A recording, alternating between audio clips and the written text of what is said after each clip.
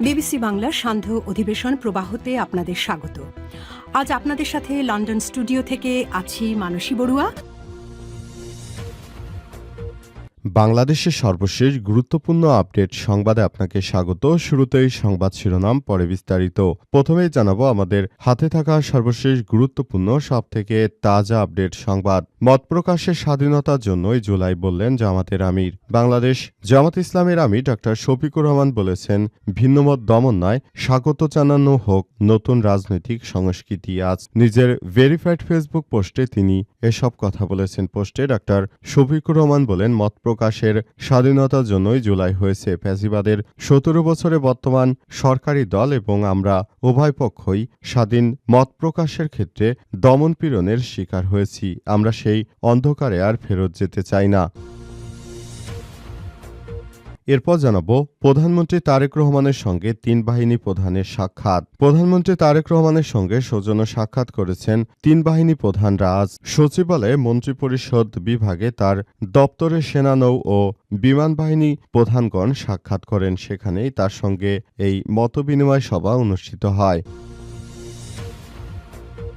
এদিকে বিশ্বের সকল মুসলমানকে পবিত্র রমজানের শুভেচ্ছা মির্জা ফখরুলের। বাংলাদেশসহ বিশ্বের সকল মুসলমানদেরকে পবিত্র রমজান উপলক্ষে শুভেচ্ছা ও মোবারকবাদ জানিয়েছেন বিএনপির মহাসচিব মির্জা ফখরুল ইসলাম আলমগীর। আজ জাতীয়তাবাদী দল বিএনপির সহদপ্তর সম্পাদক মনির হোসেনের পাঠানো গণমাধ্যমে এক বাণীতে তিনি এই শুভেচ্ছা ও মোবারকবাদ জানান।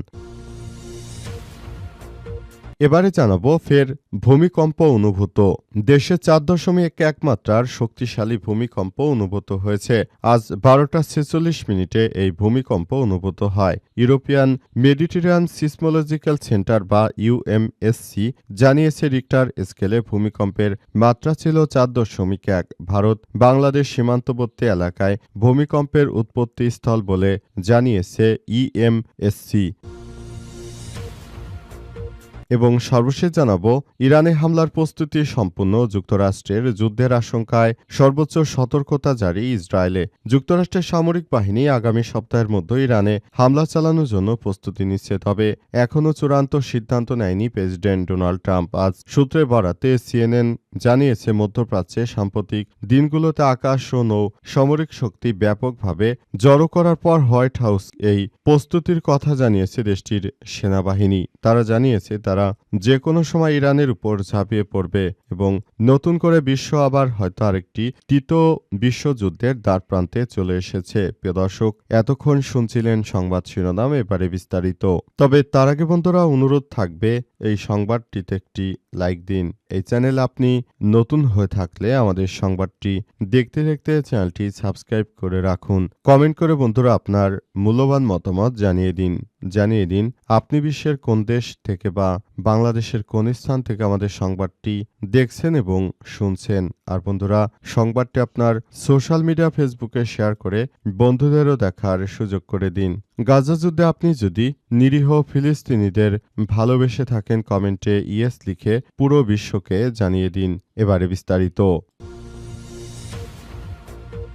মত প্রকাশের স্বাধীনতার জন্যই জুলাই বললেন জামাতের আমির। বাংলাদেশ জামাত ইসলামের আমির ডক্টর শফিকুর রহমান বলেছেন, ভিন্নমত দমন নয়, বরং স্বাগত জানানোর জন্যই নতুন রাজনৈতিক সংস্কৃতি তৈরি হয়েছে। আজ নিজের ভেরিফাইড ফেসবুকে দেয়া পোস্টে তিনি এসব কথা বলেছেন। পোস্টে ডক্টর শফিকুর রহমান বলেছেন, মত প্রকাশের স্বাধীনতার জন্যই জুলাই। ফ্যাসিবাদের ১৭ বছরে বর্তমান সরকারি দল এবং আমরা উভয় পক্ষই স্বাধীন মত প্রকাশের ক্ষেত্রে দমনপীড়নের শিকার হয়েছি। আমরা সেই অন্ধকার সময় আর ফেরত যেতে চাই না। তিনি আরও বলেছেন, গণমাধ্যমের স্বাধীনতা একটি সুস্থ গণতন্ত্রের প্রথম শর্ত। ভিন্নমত দমন নয়, স্বাগত জানানোই নতুন রাজনৈতিক বন্দোবস্ত হওয়া উচিত বলে মনে করেন তিনি। এখন টিভির ৪ জন সাংবাদিককে এই নতুন সরকার ক্ষমতা আসার পর তাদেরকে সরিয়ে দেওয়া হয়েছে।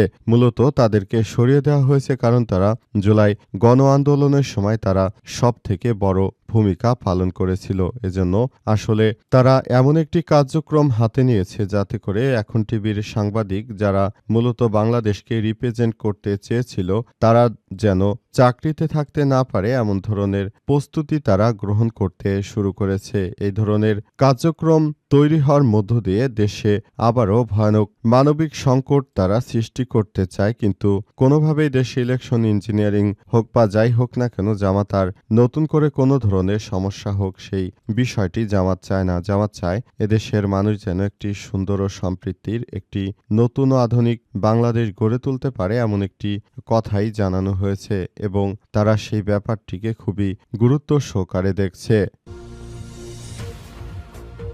প্রধানমন্ত্রী তারেক রহমানের সঙ্গে তিন বাহিনী প্রধানের সাক্ষাৎ। প্রধানমন্ত্রী তারেক রহমানের সঙ্গে সৌজন্য সাক্ষাৎ করেছেন তিন বাহিনী প্রধানরা। আজ সচিবালয় মন্ত্রিপরিষদ বিভাগে তার দপ্তরে সেনানৌ ও বিমান বাহিনী প্রধানের সঙ্গে সাক্ষাৎ করেছেন। এদিকে দ্বিতীয় দিনের মতো আজ সচিবালয়ে গেছেন প্রধানমন্ত্রী তারেক রহমান। যোগ দেবেন ফ্যামিলি কার্ড নিয়ে আন্তঃমন্ত্রণালয়ের বৈঠকে।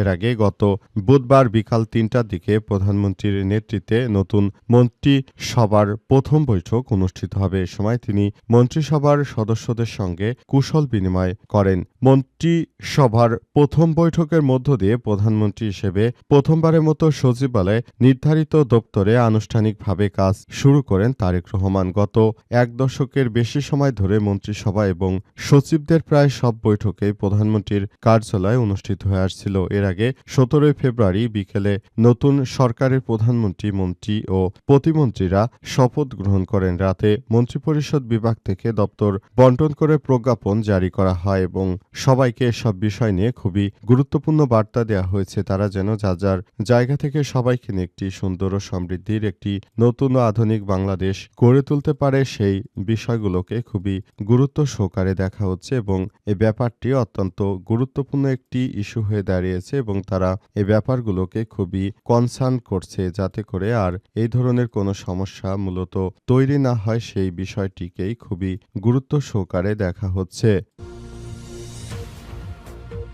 বিশ্বের সব মুসলমানকে পবিত্র রমজানের শুভেচ্ছা মির্জা ফখরুলের। বাংলাদেশ ও বিশ্বের সকল মুসলমানকে পবিত্র রমজান উপলক্ষে শুভেচ্ছা ও মোবারকবাদ জানিয়েছে বিএনপির মহাসচিব মির্জা ফখরুল ইসলাম আলমগীর। রাতে বাংলাদেশ জাতীয়তাবাদী দল বিএনপির সহ-দপ্তর সম্পাদক মোহাম্মদ মনির হোসেন গণমাধ্যমে পাঠানো এক বাণীতে তিনি এই শুভেচ্ছা ও মোবারকবাদ জানিয়েছেন। বাণীতে বিএনপির মহাসচিব জানিয়েছেন, পুরো দেশবাসী আপনাদেরকে আমরা মন থেকে ধন্যবাদ জানাই। বাংলাদেশের মানুষ আমাদেরকে ভোট দিয়ে একটি গণতন্ত্রের ধারাকে অব্যাহত রাখার মধ্য দিয়ে বাংলাদেশটাকে সুন্দরভাবে গড়ে তোলার মধ্য দিয়ে আসলে যে কার্যক্রম শুরু হয়েছে সেই কার্যক্রমটা আমরা খুবই গুরুত্ব সহকারে দেখতে চাই। দেশের মানুষ মনে করে যে বাংলাদেশটাকে সুন্দরভাবে গড়ে তুলতে হলে এখনই সময় এবং এখনই আমাদেরকে একসঙ্গে কাজ করতে হবে। তাই আমি বলতে চাই, বিএনপির যারা নেতৃত্ববৃন্দ রয়েছেন তারা দেশের মানুষকে সর্বোত্তক সহযোগিতা করবেন, আর যারা আমাদের শুভাকাঙ্ক্ষী রয়েছে তাদের প্রতি আমরা কৃতজ্ঞতা জানাই। মির্জা ফখরুল বলেন, দীর্ঘ স্বৈরাচার পতনের পর আমরা যে নতুন বাংলাদেশ গড়ে তোলার স্বপ্ন দেখেছিলাম সেই স্বপ্নকে এখন বাস্তবায়ন করার পালা। যারা দরিদ্র জনগোষ্ঠী রয়েছেন তাদের জন্য আমাদের সরকারের পক্ষ থেকে ফ্যামিলি কার্ড দেয়া হবে। আপনারা ফ্যামিলি কার্ড নিয়ে বাজারে গেলে দোকানদার আপনাদের কাছ থেকে অর্ধেক টাকা রাখবে, আবার ব্যাংকে গেলে সেখানে আপনাকে এই ফ্যামিলি কার্ড দিয়ে সবকিছু করা হবে। দেশে ফের ভূমিকম্প অনুভূত। দেশে 4.1 মাত্রার ভূমিকম্পন অনুভূত হয়েছে। আজ দুপুর 12:46 এই ভূমিকম্প অনুভূত হয়। ইউরোপিয়ান ও মেডিটেরিয়ান সিসমোলজিক্যাল সেন্টার জানিয়েছে, রিক্টার স্কেলে ভূমিকম্পের মাত্রা ছিল 4.1। ভারত বাংলাদেশের সীমান্তবর্তী এলাকায় ভূমিকম্পের উৎপত্তিস্থল বলে জানিয়েছে ইএমএসসি।